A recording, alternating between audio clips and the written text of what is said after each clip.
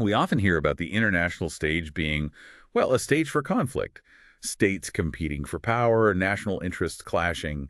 A system often described through the lens of rivalry and self-help. Right, that's the dominant narrative often. But what if there's a fundamentally different way that countries or maybe entities beyond countries interact?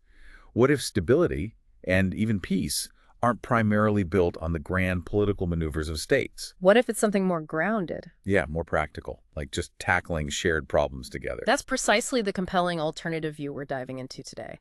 In the study of international relations, theorists offer us different lenses, different frameworks for understanding the complex dance between global actors. Mm, And while many focus on power and competition, today we turn our attention to two specific theories that offer a more cooperative, well, arguably more optimistic perspective: functionalism and its evolution, neo-functionalism. Okay, functionalism and neo-functionalism. And for this deep dive, we've pulled apart some fascinating source material, specifically excerpts from a key text on international relations that lays out the core ideas and historical development of these particular theories. Got it. So we're really getting into the source's take on this. Exactly. Our mission here is to go beyond just defining terms. We want to extract the fundamental ideas presented in these pages, understand the crucial distinctions between functionalism and neo-functionalism, explore the mechanisms they propose for how cooperation actually grows. How it works in practice, theoretically. Right.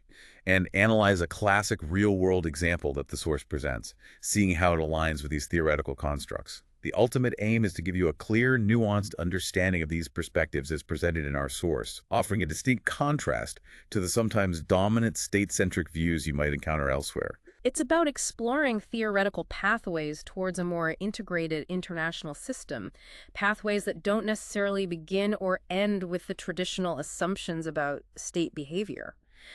These theories really challenge you, I think, to think differently about the building blocks of global order. Absolutely. Getting into theories that focus on building bridges rather than just, mapping battle lines feels like a really valuable exercise right now. It definitely provides a crucial counterpoint in understanding the full spectrum of international dynamics, a different way to look at things. So let's start right at the beginning, as our source does.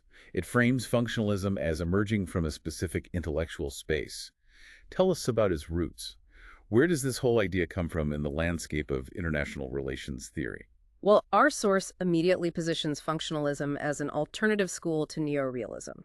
Now, for listeners familiar with IR theory, neorealism tends to portray the international system as fundamentally anarchic. Meaning no world government. Right. Exactly. No overarching authority. States are the primary units, rational actors driven primarily by concerns for their own security and survival in a competitive environment where power is key. Okay. Functionalism, right from the get-go, is presented as a deliberate departure from this.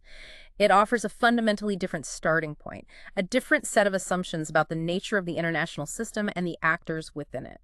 And that different foundation, according to the source, is deeply embedded in the broader school of liberalism. Precisely. Liberalism in international relations theory generally emphasizes cooperation, institutions, interdependence, and sees non-state actors as significant forces, not just states. Right. And the bedrock of functionalism's liberal foundation, the absolutely crucial starting assumption that sets it apart from more, let's say, pessimistic theories, is its view of human nature. The source explicitly states this foundational idea. Man, by nature, is cooperative. Wow. Okay. That's a major philosophical statement that underpins everything that follows, isn't it? Assuming humans are inherently cooperative. It is, and it's the cornerstone. If you accept this premise that cooperation is not an anomaly or a fragile exception, but a fundamental human inclination, then it logically follows that cooperation between groups of humans, including those organized into states, is not only possible, but potentially the most natural state of affairs under the right conditions. That really flips the script from realism. It really does. It stands in direct opposition to realist or neo-realist assumptions about self-interest, fear, and the pursuit of power as the primary drivers. This belief in inherent cooperativeness is what gives functionalism its distinctively optimistic lens on how international relations could and maybe should operate. It shifts the focus from just managing conflict to actively facilitating this underlying human tendency towards working together. Okay, so rooted in liberalism, assuming cooperative human nature, and presented as a direct alternative to the state-centric, power-focused views of neorealism. The source mentions some key thinkers associated with this school of thought: David Matrany, Ernst Haas, and A.J.R. Groom. Yes, those are the names the source links to the development of these ideas. It's worth noting, as the source itself highlights later, that while Ernst Haas is mentioned here, he's more specifically associated with neo-functionalism. Oh, okay. So there's an evolution there. Right. Which is an evolution, or as we'll see, a significant divergence from classic functionalism. But for understanding the foundational ideas of traditional functionalism, the source identifies David Mitrany as the key scholar in this field. His work really articulated the core vision of this school of thought. All right, so let's really dig into Matrini's vision then. Starting from that assumption of cooperative man and seeing states as perhaps, well, part of the problem, what specific mechanism or strategy did he propose for actually building this more cooperative, stable world order? Mitrany's proposal is quite unique and practical-minded, you could say. He believed that building a stable world order required shifting focus away from traditional state-to-state political interactions. High politics. Okay, away from the diplomats and treaties. Kind of. Instead, he argued that transnational actors play a key role.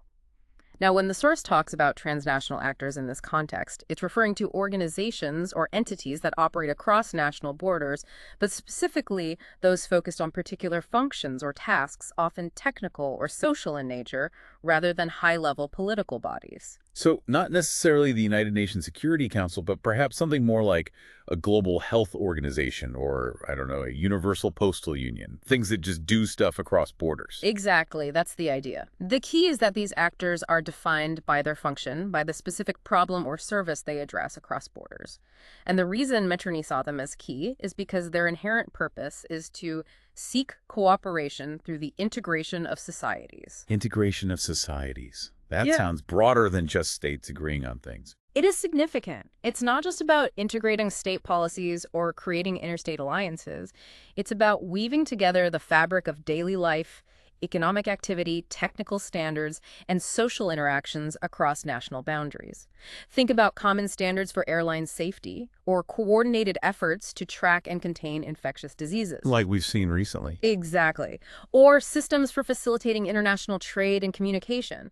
These are activities where cooperation directly integrates aspects of national societies with those of others, often without much political fanfare.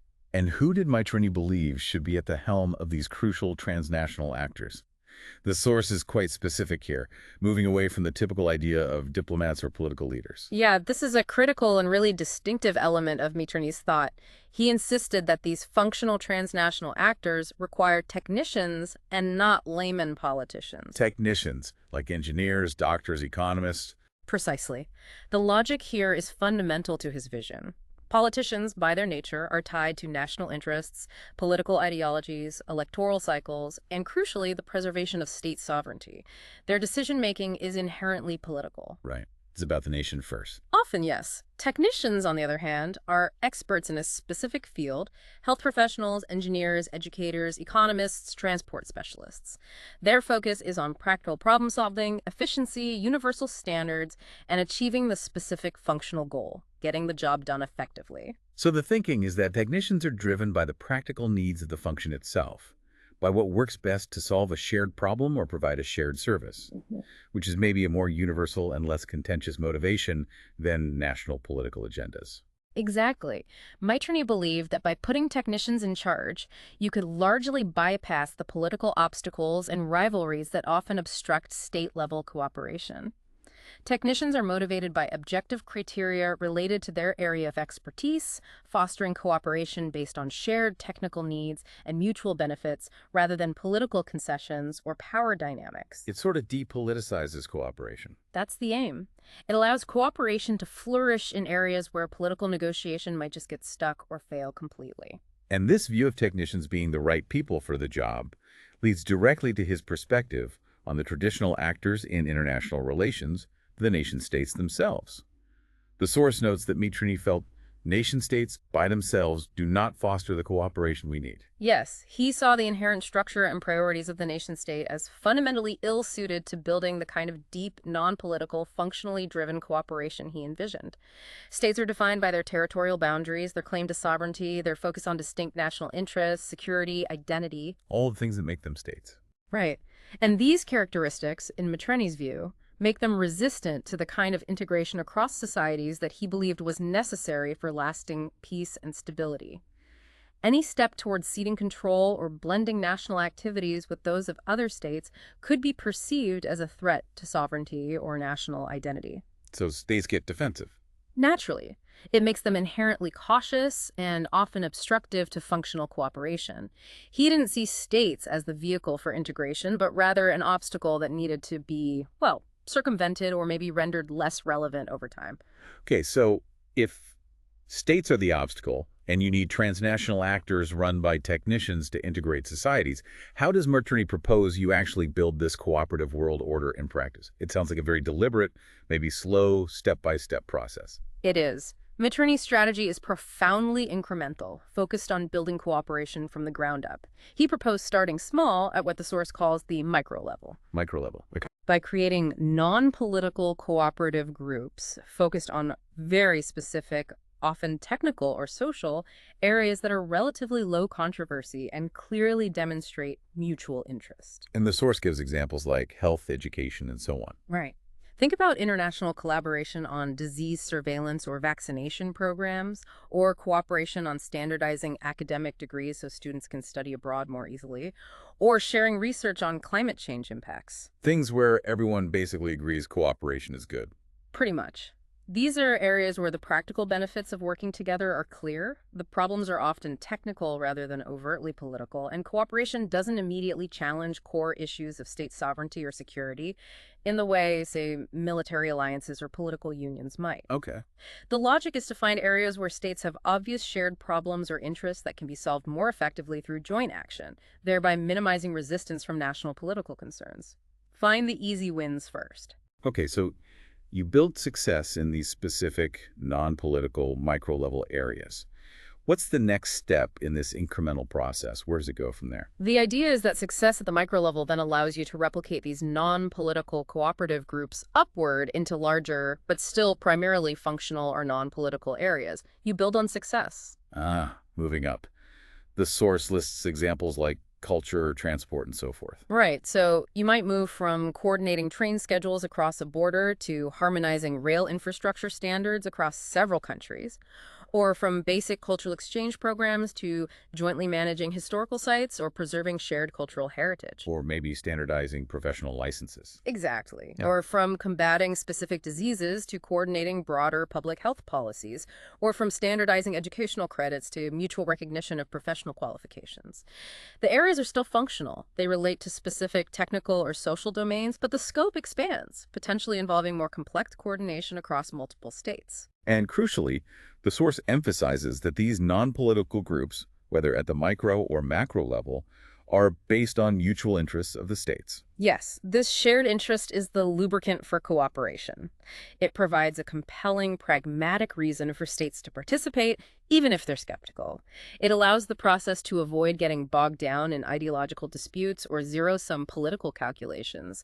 Everyone gains something tangible. And this step-by-step process, building success in functional areas based on mutual interests, it's driven by a key dynamic the source calls the spillover effect. This seems central to how functionalism believes integration actually happens. Oh, absolutely. The spillover effect is indeed the engine of functional integration in Mishraini's model. The source explains the logic. Starting at the micro level is strategic because success in such non-political cooperative groups at micro level is bound to automatically push a state to establish more such groups in other dimensions. Automatically push. That sounds almost deterministic. What makes it automatic, according to this perspective? Is it just the sheer benefit, or is there more to it? Like, how does that push actually work? According to the functionalist idea presented here, it's a combination of factors. Firstly, experiencing tangible success and mutual benefit in one functional area, let's say coordinating river transport, which boosts cross-border trade, it demonstrates the value of cooperation. It builds trust, makes future cooperation seem less risky and more beneficial. Okay, success breeds success. Right. And secondly, cooperation in one technical area often creates a need for cooperation in related areas. If you coordinate river transport, you might then need to harmonize regulations on pollution from the boats, or navigation signals, or even labor standards for boat crews operating internationally. So one thing leads to another functionally. Exactly. The technical demands of making the initial cooperation work effectively can require extending cooperation into adjacent functional domains. It's not just a political choice to do more, it's driven by the practical needs of the integrated function itself. It's automatic in the sense that the functional interconnectedness creates its own pressure and logic for further integration, hopefully bypassing or overcoming political resistance along the way. So success creates trust and demonstrates value, and the technical requirements of integration in one area necessitate further integration in related areas. It's a self-reinforcing cycle, kind of. Precisely. It's a cumulative effect. The source describes the chain reaction. As this cooperation from micro to regional level will increase, there will be more cooperation and peace. The more functional areas are integrated through these non-political, technician-led transnational bodies based on mutual interest and spillover, the denser the web of cooperation becomes. Making conflict less likely. That's the hope. And making interdependence more profound. You become reliant on these shared systems. And what is the ultimate destination of this process in classic functionalism, as envisioned by Mitrany? Where does all this spillover lead? What's the end game? The source makes the long-term outcome very clear and quite radical. This increasing functional cooperation will subsequently, the relevance of nation states will decrease. Decrease. So they don't just cooperate more, they actually become less important. That's the idea. As more and more essential functions, those areas of life that affect citizens directly, like communication, transport, health, certain economic activities, are managed effectively and efficiently by these transnational functional authorities, the traditional role of the state as the sole provider or regulator in these areas diminishes. So the state sort of withers away functionally. Its grip on the daily lives and interests of its citizens loosens as their needs are met by international functional bodies. Later, when contrasting with neo-functionalism, the source uses a very memorable phrase to capture this end state. Functionalists prefer to render nation-states into museums of institutional curiosity. Wow, museums of institutional curiosity. That's quite a statement. It's vivid, isn't it? It really encapsulates the idea that the state, in its traditional form focused on political boundaries and sovereign control over all aspects of life within those boundaries, becomes increasingly outdated and irrelevant. Not dismantled by force or political revolution, mind you. No, just superseded. Exactly. Yeah. Superseded organically as its practical functions are absorbed by more efficient, transnational, functionally specific organizations. The state is, in essence, functionally hollowed out until it's little more than a historical artifact, a curiosity. Wow. That's a truly transformative vision, a world order built not by states cooperating politically, but by almost sidestepping them entirely, addressing practical problems transnationally, letting that success spill over, and watching the state's relevance just diminish over time until it's a historical curiosity. It's a very technocratic, almost apolitical path to integration. It deliberately avoids confronting the political power of the state directly. It seeks instead to build an alternative system that gradually replaces the state's functions through demonstrated effectiveness and the logic of interdependence driven by technical needs and mutual benefit. It's integration by stealth, almost. All right, so that's the core functionalist idea championed by Mitrany. Start small in technical, non-political areas, Yeah. build cooperation through technician-led transnational bodies, rely on the spillover effect, and envision the nation-state gradually becoming obsolete, the museum piece.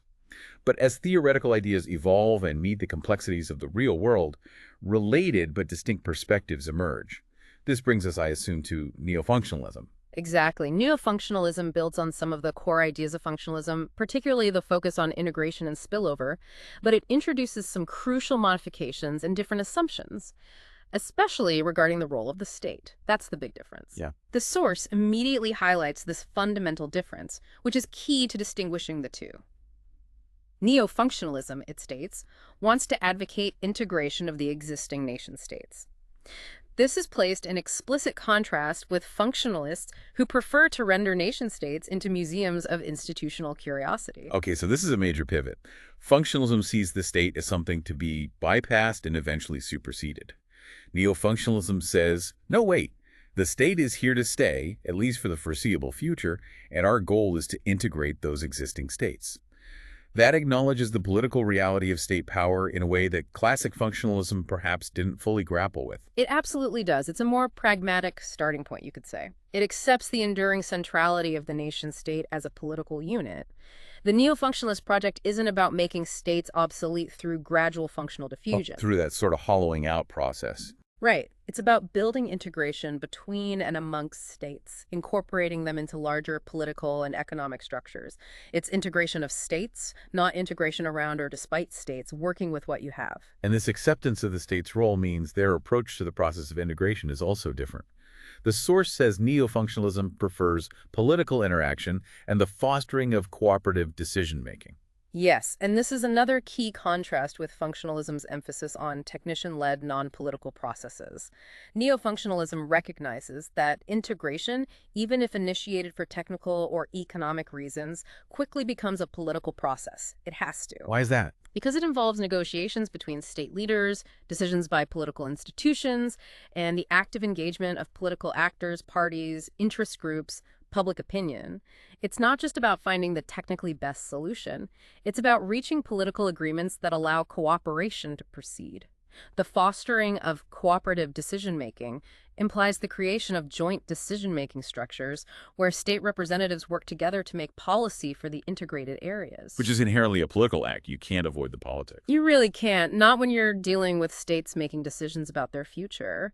So while functionalism tries to avoid the political realm, neo-functionalism dives right into it, seeing political engagement as necessary to achieve integration between existing states. So it's less about technicians working quietly in the background. And more about diplomats, ministers, and political leaders making choices, maybe compromising, navigating national interests within a framework that incentivizes cooperation. Politics is part of the solution, not just the problem. And the source brings Ernst Haas back into the discussion here, identifying him specifically as a neo-functionalist and a central figure in this distinct school.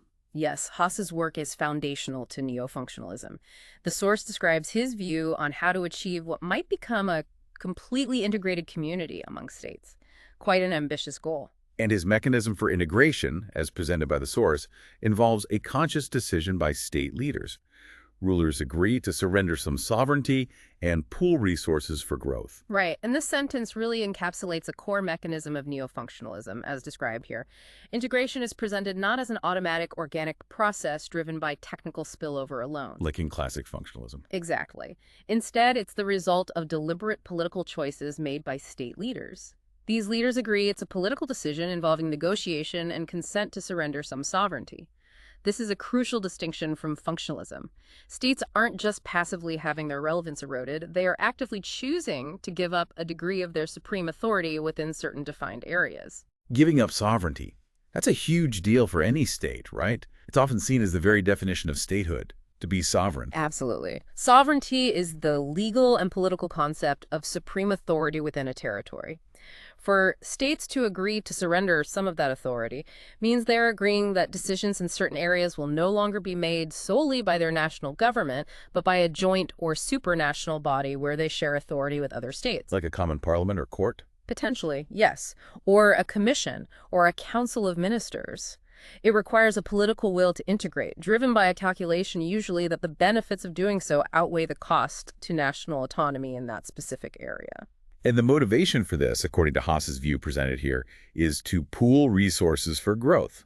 What kind of resources and what kind of growth does the source imply this refers to in the context of states integrating? Is it just money? Well, while the source doesn't specify the exact nature of the resources or the growth, the context of integrating states and the historical examples often associated with this theory, like the one we'll discuss next, strongly suggest that pooling resources primarily refers to economic resources. Okay, so capital, labor, markets. Yeah, maybe even technical or industrial capacity.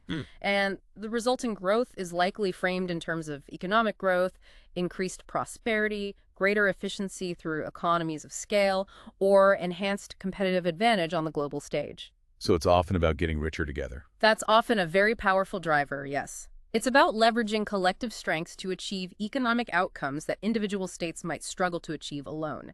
And this pooling of resources is facilitated by and often requires the partial surrender of sovereignty in related economic policy areas like trade rules or competition law or maybe even currency. Okay, so to summarize the key differences based on our source, functionalism envisions states becoming obsolete through organic, technician-led cooperation in non-political functional areas driven by spillover. they just fade away. Right, into museums. While neo-functionalism envisions the integration of existing states through deliberate political choices by rulers to surrender some sovereignty and pool resources, often for economic growth. One bypasses the state, the other works through the state. One tries to be apolitical, the other embraces political interaction as necessary. That contrast is absolutely central to understanding these two perspectives as presented in our material. They offer distinct, though related, blueprints for building a cooperative international system, each with different assumptions about the key actors and the driving forces of integration. Very different pathways proposed. Okay, theory is great, but it's crucial to move from theory to practice. How does this stuff look in the real world? The source provides a real-life case study to illustrate these ideas. It does, and it presents what it calls a classical example of functionalism, which is Ernst Haas's analysis of the European Union. Okay, the EU, a huge and complex example. It's given as the primary real-world example in our source. And how does the source specifically connect the formation and functioning of the EU to these theoretical ideas, particularly through Haas's perspective, who we just identified as a neo-functionalist? Well, the source makes a direct connection, stating that the EU exemplifies these ideas because, within this structure, state leaders have surrendered some sovereign powers for the growth of the entire union. Ah, okay. That phrasing immediately echoes what we just discussed about Haas's core neo-functionalist mechanism rulers agreeing to surrender sovereignty and pool resources for growth. Exactly. This description in the source aligns very closely with the tenets of neo-functionalism, even though the source initially labels the example under functionalism. The formation and evolution of the European Union did not involve states simply fading away. Far from it. No, definitely not. It involved explicit, deliberate, and often politically very challenging decisions by the leaders of sovereign states to transfer authority in specific policy areas from the national level to the level of the European community and later the European Union. That transfer of authority represents a surrender of sovereignty. So when the source talks about surrendered some sovereign powers in the context of the EU, what does that look like in practical terms? What kind of powers are we talking about based on how European integration unfolded, as implied by the source's framing? It means member states agreed that decisions on certain matters would no longer be made exclusively by their national parliaments or governments. Initially, this was focused on pretty specific economic sectors like coal and steel, the very basis of war-making capacity then. Right, the coal and steel community. Exactly. Then it expanded significantly to include things like customs duties, common trade policy with the rest of the world, agriculture, a huge area, and later competition policy, monetary policy for the Eurozone members, and aspects of environmental law, justice, and home affairs. So quite a range of policy areas. A very wide range. In these areas, decision-making power moved to supranational institutions like the European Commission, the Council of the European Union, the European Parliament, and laws passed at the European level became binding within member states, sometimes even overriding national law in case of conflict. That's a tangible pooling and transfer of authority, a clear surrender of previously national sovereign powers. And the source explicitly states this was done for the growth of the entire union. Given the history of European integration, what kind of growth was a primary motivation and outcome, aligning with that idea of pooling resources? Historically, and aligning with the core motivations presented by theories like neo-functionalism, the primary driver and, arguably, outcome was economic growth and prosperity. The initial European coal and steel community, proposed by Robert Schuman and Jean Monnet back in the 50s, was explicitly designed to make war not merely unthinkable, but materially impossible by pooling those key resources under common authority. A peace project at its core. Absolutely. But it was also seen as a way to modernize and grow key industries collaboratively. Then the creation of the European Economic Community and the subsequent single market aims squarely at removing barriers to trade, capital, labor, and services. The four freedoms. Right. Leveraging the combined economic potential of member states, pooling markets, removing tariffs, harmonizing regulations, all this created a much larger, more efficient economic space.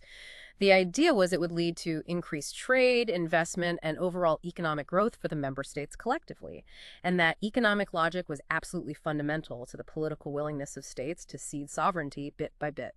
Okay, so this is where the nuance of the source is really interesting, as you mentioned.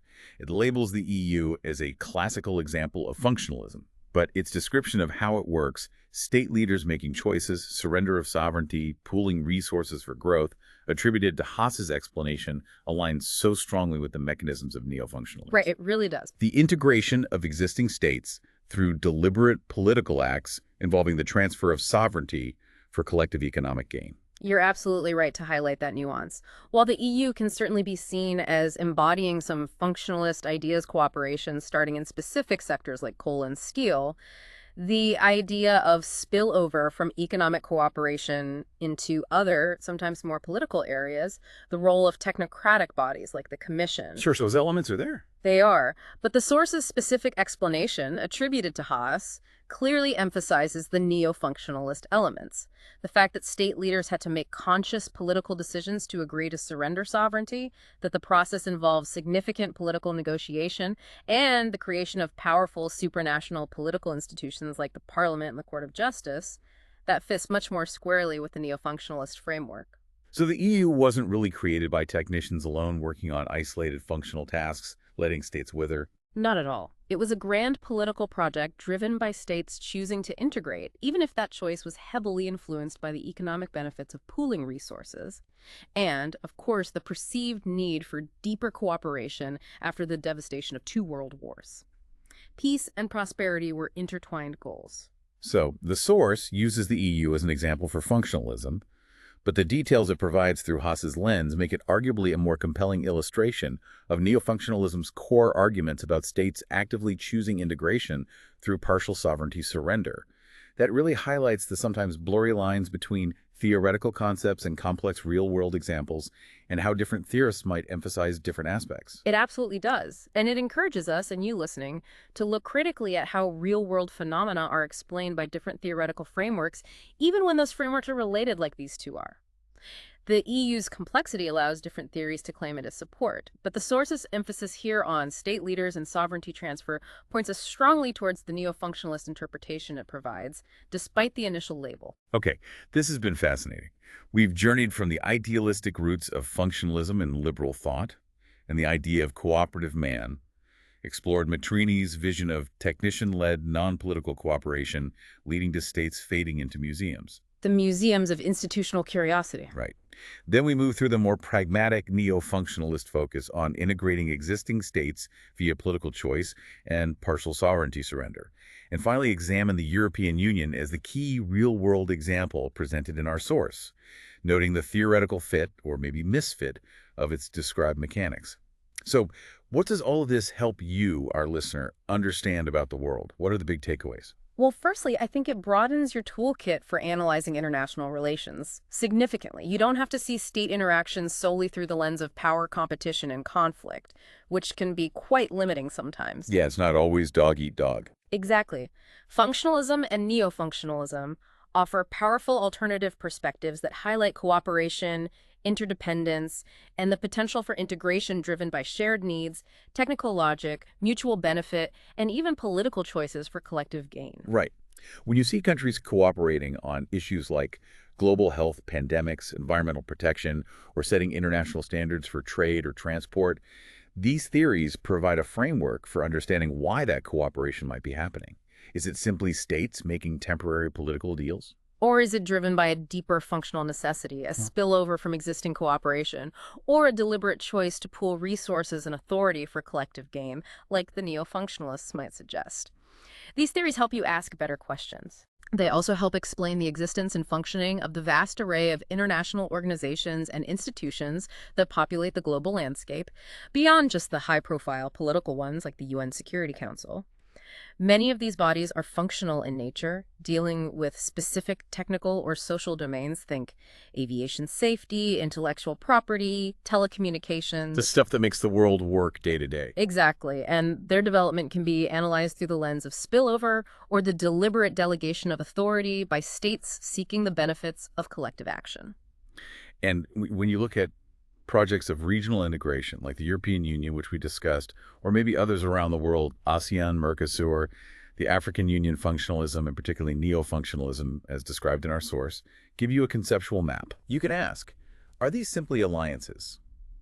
Or is there a deeper process at play involving the transfer of authority, the pooling of resources, the creation of supranational decision-making bodies.